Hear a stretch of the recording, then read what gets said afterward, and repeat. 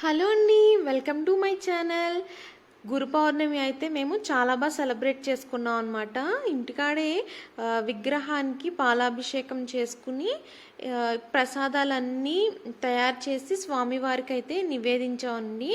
ఇంకా ఇదైతే 9 గురువారాల పుస్తకం అనమాట అండి. 9 గురువారాలు చేసిన వాళ్ళు 9వ గురువారం ఖచ్చితంగా 9 మందికి తాంబూలంతో పాటు ఈ బుక్ అయితే ఇస్తారనమాట అండి.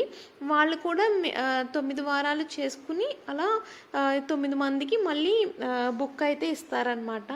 ఇంకా మార్నింగ్ అయితే కుదరలేదని చెప్పి సాయంత్రం అయితే మేము టెంపుల్కి అయితే వెళ్ళాం అనమాట. మాకు దగ్గరలో ఉన్న సాయిబాబా టెంపుల్కి. ఇక్కడ సాయిబాబా విగ్రహం అయితే బ్లాక్ కలర్లో ఉంటుందండి, అంటే కృష్ణ సాయి అంటారండి. జనరల్గా అన్ని విగ్రహాలు వైట్ కలర్లో ఉంటాయి కదా, కానీ ఇక్కడైతే సాయిబాబా టెంపుల్లో బ్లాక్ కలర్లో ఉంటుందన్నమాట.